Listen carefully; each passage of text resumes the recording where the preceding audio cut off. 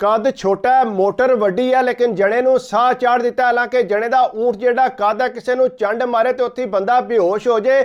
जवान नूं जिसले पता लगा कि मेरी अम्मा जिहड़ी है हाला दे घर मेरा रिश्ता करना चाहती, उन्हें आख्या अम्मा गल सुन लै, हाला दी कुड़ी मैनूं कोई नहीं पसंद, मैं तू शादी कोई नहीं करनी। उन्हें इसलिए अब्बे नाल गल कीती, अब्बे ने भी यही आख्या कोई अक्ल नूं हत्थ मार, मुड़े दा कद तक ते कुड़ी जिहड़ी है मुड़े दे गोडे गोडे आउंदी है, कोई जोड़ है ऐसी। उन्हें आख्या तुसीं जो मर्जी आखो इतना भी छोटा कुड़ी दा कद नहीं है, मैं अपनी भैन दी कुड़ी इत्थे लैके आवनी। उन्हें जनाब दस्सिया भी कोई ना, सीधी गई अपनी भैन दे घर जाके आंदी है कि मैं जिहड़ा तुहाडी कुड़ी दा रिश्ता करना ते तली दे पैसे भी रख दित्ते। उन्हें आख्या तुहाडे घरों ते कोई बंदा भी नहीं है, उन्हें आख्या तुसीं फिक्र ना करो, आपे जिहड़ा मैं उन्हां नूं मना लांगी, लेकिन फिलहाल जिहड़ा मैं कुड़ी दी तली ते रखण आई हां। जनाब रख के ते खुश होके जिसले घर आई आके अपने जड़े नूं दस्सिया, वो अपने मत्थे ते हत्थ मारन लग पे। उन्हें आख्या कर्म वालीए के करनी है, साडा मुड़ा ते राजी कोई नहीं, तू किहड़ा काम कर। उन्हें आख्या नहीं मुड़े नूं मैं आपे राजी कर लांगी, तुसीं ते राजी हो जो।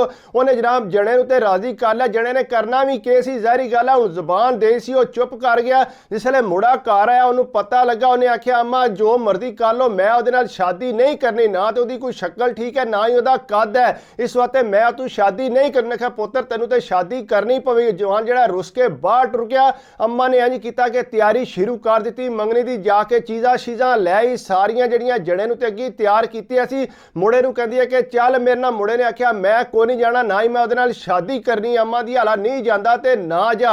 आपू गई नाल जने नूं लैके उत्थे मठियाई शाई लै गई, कुड़ी नूं जोड़ा छोड़ा उत्थे दिता, अंगूठी वगैरह पाई ते जनाब पैसे शैसे दे के ते पूरा जिहड़ा उन्हां नूं राजी करके ते घर आ गई। जिसले घर आई ते राती लेट मुड़ा घर आया, उन्हें आख्या अम्मा तू जो मर्जी कर लै, मैं तू शादी नहीं करनी। उन्हें आख्या पुत्र मेरी गल सुन लै, मेरा मरिया मूँह तकेगा जे तू उहदे नाल शादी ना कीती, इस वास्ते मेरी भैन अगे जिहड़ा तू मेरी गल रखनी है ते तू शादी करनी है। उन्हें जनाब जिसले अम्मा ने इमोशनल डायलॉग मारे तो मुड़ा चुप हो गया।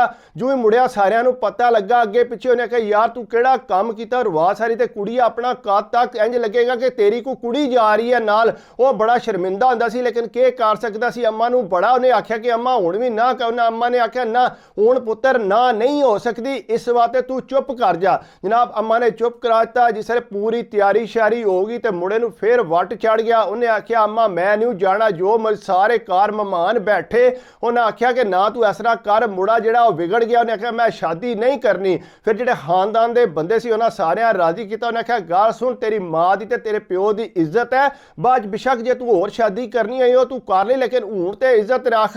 वो जनाब अम्मा अब्बे को पुछो, उन्हें आख्या बिल्कुल ठीक है, जे बाद होर शादी करना चाहे तो बेशक कर ले, सानू कोई एतराज़ नहीं, लेकिन हूँ तो साड़ी जिहड़ा ज़बान रखे। उन्हें जनाब राजी कर लिया। जिसले दूल्हा बन के जवान गया उत्थे जाके जिसले नाल बैठा कुड़ी दे चंगा भला कद, कुड़ी इंज लगता सी रवा सारी को बच्ची नाल बैठी है। वो बड़ा शर्मिंदा हुंदा ते यार भी सारे जड़े ने नाल होके मजाक उड़ाते सी पे।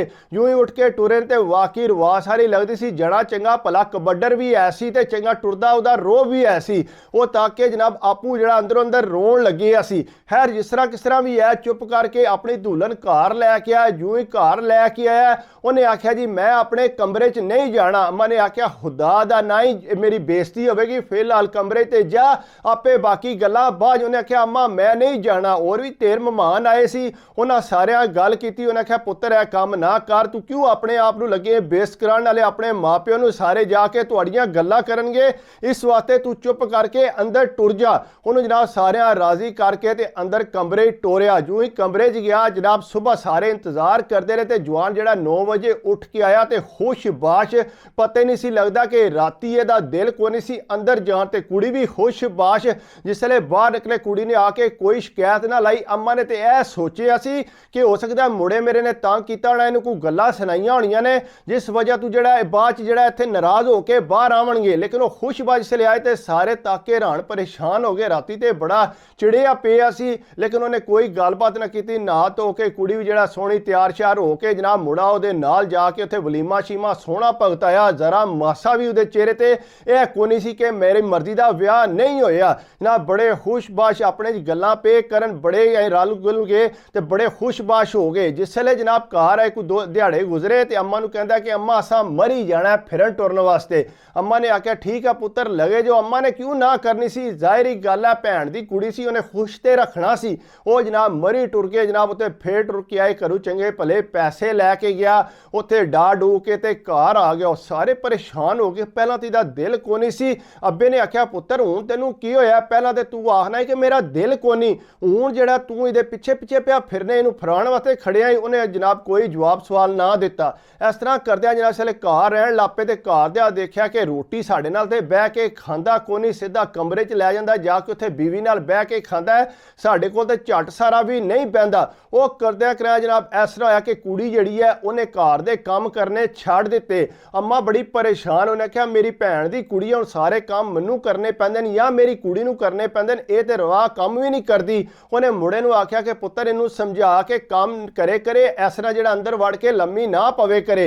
उहने आख्या अम्मा तू आपू ही गल कर लै, मैं कित्थों गल करे। अम्मा ने 2-3 वारी आख्या, उहने कोई असर ना कीता। मुंडे नूं अगू आखे कि तू गल कर, तू झिड़क उहनूं। मुड़ा झिड़के ही कोना, मुड़ा ते उहदा इस तरह दा मुरीद होया कि ਉਹ ਗੱਲ ਅੱਗੋਂ ਬੋਲਦੇ ਹੀ ਨਹੀਂ ਸੀ। ਜੇ ਕਿਰੇ ਉਹਨੇ ਜਾਣਾ ਹੋਵੇ ਜਨਾਬ ਬਿਠਾਂਦਾ ਪਿੱਛੇ ਮੋਟਰਸਾਈਕਲ ਤੇ, ਹਾਲਾਂਕਿ ਰਵਾ ਸਾਰੀ ਪਿੱਛੇ ਲੱਗਦੀ ਸੀ ਬੈਠੀ, ਲੇਕਿਨ ਫੇਰ ਵੀ ਜਨਾਬ ਚੁੱਪ ਕਰਕੇ ਆਪਣੇ ਸ਼ਹਿਰ ਟੁਰ ਜਾਂਦੇ, ਜਿੱਧਰ ਦਿਲ ਕਰਦਾ ਉਧਰ ਟੁਰ ਜਾਂਦੇ ਸੀ। ਉਹ ਘਰ ਦੇ ਪਰੇਸ਼ਾਨ ਹੋਣ ਆਖਿਆ ਇਹ ਸੋਚਿਆ ਸੀ ਕਿ ਕੁੜੀ ਜਿਹੜੀ ਹੈ ਸਾਡੀ ਆਪਣੀ ਹੈ ਤੇ ਸਦੀ ਕਰੇਗੀ, ਲੇਕਿਨ ਇਹ ਕੰਮ ਨਹੀਂ ਕਰ ਰਹੀ, ਇਹ ਤੇ ਉਲਟਾ ਜਿਹੜਾ ਮੁੰਡੇ ਨੂੰ ਨਾਲ ਲਾ ਕੇ ਤੇ ਸਾਡੇ ਤੋਂ ਦੂਰ ਕਰ ਦਿੱਤਾ। ਉਹਨੇ ਜਾ ਭੈਣ ਨੂੰ ਦੱਸਿਆ ਕਿ ਭੈਣ ਇਸ ਤਰ੍ਹਾਂ ਜਿਹੜਾ ਤੇਰੀ ਕੁੜੀ ਘਰ ਦੇ ਕੰਮ ਵੀ ਕੋਈ ਨਹੀਂ ਕਰਦੀ, ਅੱਗੋਂ ਸਾਡਾ ਮੁੰਡਾ ਵੀ ਸਾਡੀ ਗੱਲ ਕੋਈ ਨਹੀਂ ਸੁਣਦਾ। ਉਹ ਭੈਣ ਨੇ ਵੀ ਕੋਈ ਗੱਲ ਨਾ ਗੋਲੀ, ਉਹਨੇ ਜਨਾਬ ਉਲਟਾ ਜਿਹੜਾ ਕੁੜੀ ਨੂੰ ਭੜਕਾਇਆ ਫੋਨ ਕਰਕੇ, ਕੁੜੀ ਨੇ ਜਨਾਬ ਮੁੰਡੇ ਨੂੰ ਭੜਕਾਇਆ। ਉਹਨੇ ਆਖਿਆ ਅੰਮਾ ਅੱਜ ਤੋਂ ਬਾਅਦ ਜਿਹੜਾ ਮੈਂ ਕਮਾਂਗਾ ਮੈਂ ਆਪਣੀ ਜਨਾਨੀ ਨੂੰ ਦਿਆਂਗਾ, ਤੁਹਾਨੂੰ ਨਹੀਂ ਦੇਣਾ। ਅੰਮਾ ਨੇ ਆਖਿਆ ਪੁੱਤਰ ਕੱਲਾ ਕੱਲਾ ਮੇਰਾ ਪੁੱਤਰ ਹੈ, ਪਿੱਛੇ ਤੇਰੀ ਭੈਣ ਵੀ ਹੈ, ਤੂੰ ਇਹ ਕੰਮ ਨਾ ਕਰ। ਉਹਨੇ ਆਖਿਆ ਅੰਮਾ ਨਾ, ਅੱਬੇ ਦੇ ਜਿਹੜੀ ਪੈਨਸ਼ਨ ਆਉਂਦੀ ਹੈ ਉਹ ਤੁਸੀਂ ਖਾਓ, ਹੋਰ ਜੋ ਤੁਹਾਡੇ ਕੋਲ ਪੈਸੇ ਨੇ ਤੁਸੀਂ ਖਾਓ, ਮੈਂ ਜਿਹੜੇ ਪੈਸੇ ਲਵਾਂਗਾ ਆਪਣੀ ਜਨਾਨੀ ਨੂੰ ਦਿਆਂਗਾ, ਜੇ ਉਹਦਾ ਦਿਲ ਕੀਤਾ ਤੇ ਘਰ ਤੇ ਲਾਏਗੀ, ਨਹੀਂ ਤੇ ਉਹਦੀ ਮਰਜ਼ੀ। ਉਹ ਅੰਮਾ ਨੇ ਆਖਿਆ ਠੀਕ ਹੈ ਪੁੱਤਰ ਤੇਰੀ ਮਰਜ਼ੀ। ਉਹ ਜਨਾਬ ਐਸੇ ਤਰ੍ਹਾਂ ਹੀ ਕਰਨ ਲੱਗ ਪਿਆ, ਜਿਹੜਾ ਸਿੱਧੇ ਪੈਸੇ ਲਿਆ ਕੇ ਉਹਨੂੰ ਦੇ ਜਨਾਬ। ਉਹ ਸੋਹਣੀ ਤਿਆਰ ਸ਼ਿਆਰ ਹੋ ਕੇ ਰਵਾ ਸਾਰੀ ਪਿਸਕੀ ਜੀ ਦੌੜਦੀ ਇੰਝ ਜਾਏ ਤੇ ਦੌੜਦੀ ਇੰਝ ਆਵੇ। ਉਹ ਸਾਰੇ ਹੈਰਾਨ ਪਰੇਸ਼ਾਨ ਹੋ ਗਏ, ਅਸਾਂ ਤੇ ਆਪਣੀ ਕਰਕੇ ਲਿਆਂਦੀ ਸੀ, ਇਹ ਤੇ ਪਿਸਕੀ ਜੀ ਬੜੀ ਤੇਜ਼ ਨਿਕਲੀ ਹੈ। ਉਹ ਜਨਾਬ ਘਰ ਵੀ ਕੋਈ ਕੰਮ ਨਹੀਂ ਸੀ ਕਰਦੀ, ਫਰੂਟ ਸ਼ੂਟ ਲਿਆ ਕੇ ਆਪਣੇ ਕਮਰੇ 'ਚ ਵੜ ਜਾਂਦੀ, ਕੇਬਲ ਲਵਾਈ ਸੀ, ਪੂਰੇ ਮਜ਼ੇ ਕਰਦੀ ਸੀ ਪੀ। ਉਹ ਘਰਦਿਆਂ ਨੇ ਆਖਿਆ ਕਿ ਕਿਸੇ ਤਰੀਕੇ ਨਾਲ ਮੁੰਡੇ ਨੂੰ ਨਾਲ ਲਈਏ, ਨਹੀਂ ਤੈਨੂੰ ਆਖਿਆ ਇੱਥੋਂ ਚੁੱਕ ਬੋਰੀ ਬਿਸਤਰਾ ਤੇ ਇੱਥੋਂ ਨਿਕਲਦਾ, ਸਾਨੂੰ ਕਿਉਂ ਸਾੜਨ ਲੱਗੇ।